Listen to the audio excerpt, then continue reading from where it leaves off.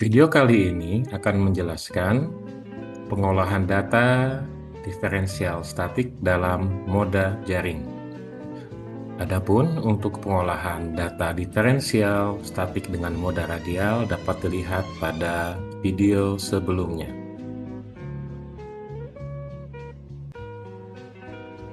Secara umum, survei GNSS diferensial statik dalam mode jaring itu harus diikat oleh minimum 2 baseline sebagai ukuran lebih.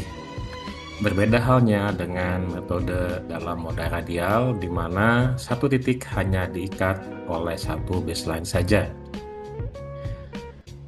Yang kedua, berbeda halnya dengan moda radial, dalam moda jaring, rencana baseline harus dibuat terlebih dahulu untuk kemudian dihitung jumlah sesi pengamatannya dengan rumus sebagai berikut.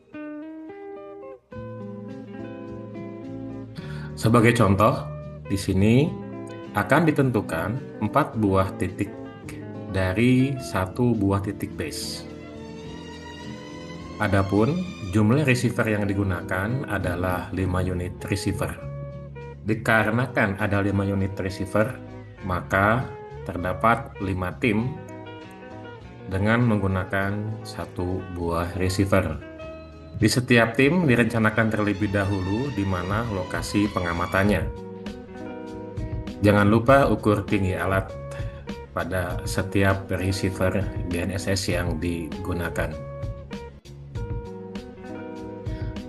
Untuk titik base diberi nama lokasi base, adapun untuk setiap titik diberi nama R1 hingga R4.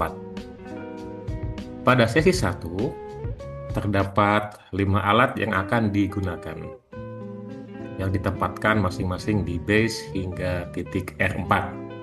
Ingat, untuk baseline trivial, jika ada N receiver yang beroperasi secara simultan, maka hanya bisa N-1 baseline bebas yang bisa diolah.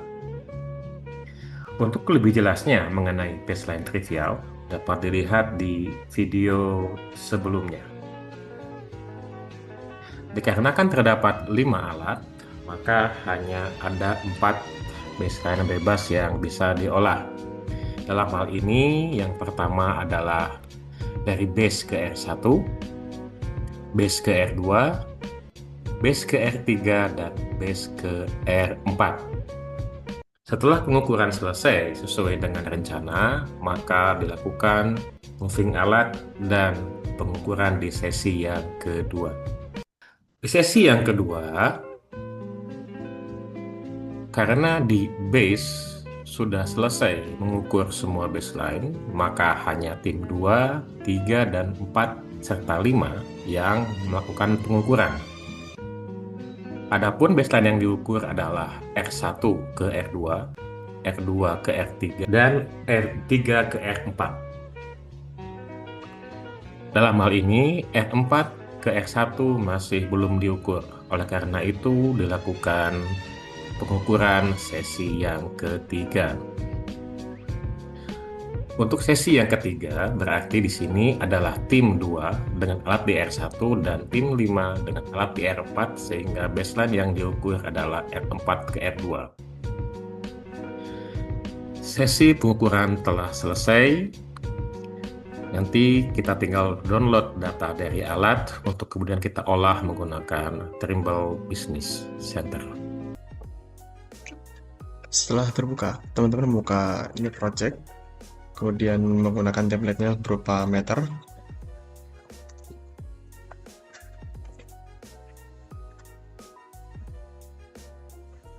Nah, ketika sudah terbuka seperti ini masih dalam koordinat lokal. Kemudian untuk mengubah koordinatnya menggunakan sesuai standar yaitu UTM. Yang pertama kita mengubah sistem project-nya di project setting, kemudian masuk ke koordinat sistem, ke datum transformation, kemudian kita ubah menggunakan datum yang ingin kita gunakan. Pada kali ini menggunakan UTM, kemudian di zona 49 karena cepu berada di zona 49S. Nah, untuk horizontal datumnya kita menggunakan WGS 84. Selanjutnya, jika teman-teman ingin menggunakan model geoid, ini terdapat beberapa pilihan yang teman-teman bisa sesuaikan dengan wilayah pengukuran teman-teman. Dikarenakan kali ini tidak menggunakan model geoid, jadi saya pilih yang no geoid model. Kemudian klik finish. Setelah itu, oke. Nah, maka secara otomatis angka pada koordinat di sini akan berubah mengikuti zona yang teman-teman pilih tadi. Oke, setelah itu kita import data GNSS-nya. Yang pertama kita masukkan dari base-nya terlebih dahulu. Nah, kita pilih semuanya. Kemudian kita import. Nah, pada di sini untuk point ID yang bernama default itu tidak kita gunakan karena kita menggunakan yang namanya base 1 ini. Teman-teman bisa ganti namanya sesuai yang teman-teman inginkan. Nah, untuk tinggi antenanya kita cek di Excel yang sudah kita buat tadi. Nah, di sini tinggi antenanya untuk base yaitu 1575. Nah, di sini sudah pas. Kemudian kita klik OK. Nah, nanti secara otomatis akan muncul di tampilan seperti ini dan sesuai dengan zona 49S. Oke. Kita lanjutkan untuk di sesi yang pertama di R1. Nah, untuk semua data sesi kita menggunakan data Renex agar mudah terbaca karena pada pengukuran kali ini menggunakan beberapa merek yang berbeda. Kemudian kita pilih semuanya seperti tadi. Nah, untuk point ID-nya silahkan diganti ke R1. Kemudian untuk di antenanya kita ganti sesuai yang ada di sini, yaitu kan 162.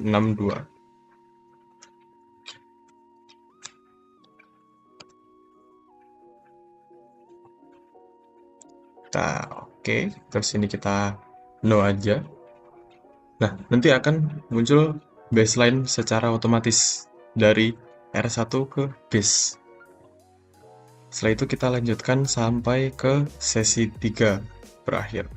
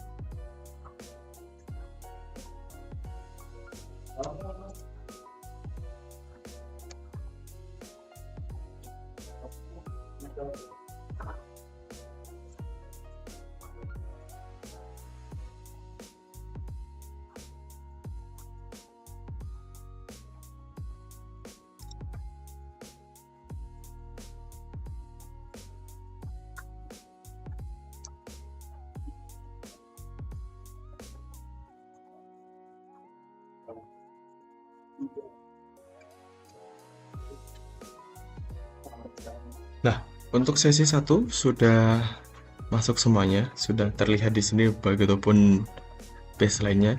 Nah, pada Project Explorer kita klik yang session.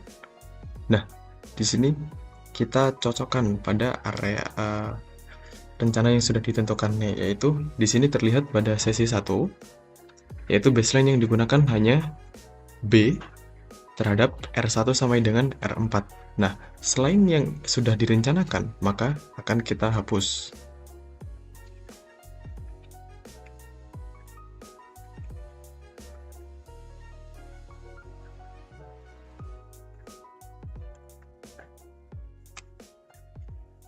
Ketika sudah terpilih semua, klik kanan, kemudian delete.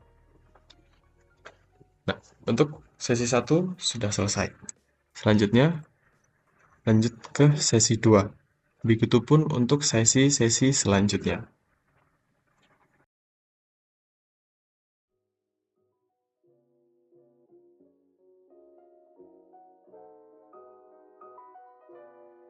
Selanjutnya kita akan melakukan adjustment pada menu survei, kemudian klik yang session, kemudian pilih proses baseline.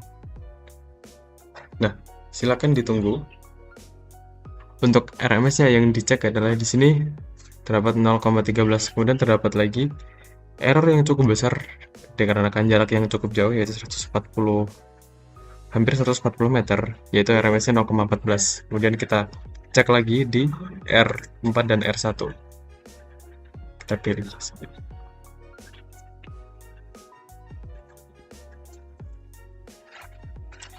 Nah, di sini kita hilangkan data-data yang tidak bertampalan.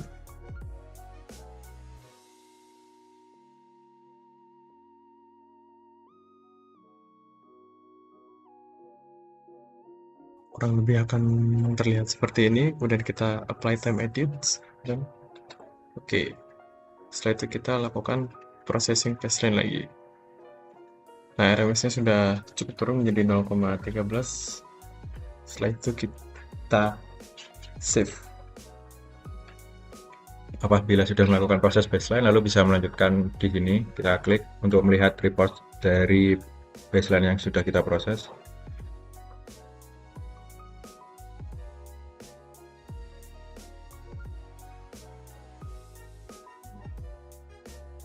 Nah, ini nanti di sini akan terlihat hasil yang akan kita dapatkan setelah dilakukan proses baseline tadi. Hasil reportnya akan seperti ini. Setelah itu kita bisa pergi ke poin yang berada di sini ke kanan, lalu kita pilih add coordinate.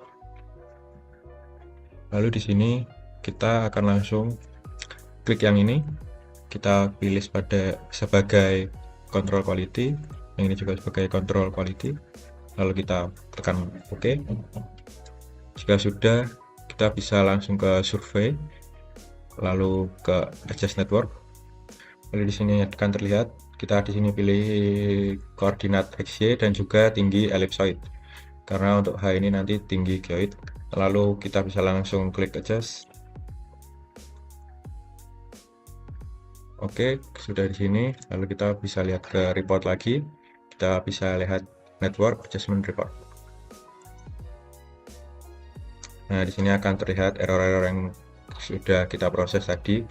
Nah, untuk hasil prosesan kita dapat lulus tes error apabila tingkat keakuratannya itu sekitar 95% dengan Ferrari skalarnya kurang atau sama dengan 1. Nanti bisa dilihat di sini hasilnya juga. Lalu bisa kembali lagi ke Trimble, klik report lagi, lalu di sini kita bisa klik point list. Nah, maka akan kita dapatkan hasil koordinat easting, northing, dan juga elevation-nya. Oke, sekian, terima kasih. Begitu prosesan jaring pada software TBC atau Trimble Business Center. Terima kasih atas perhatiannya. Sekian, Assalamualaikum warahmatullahi wabarakatuh.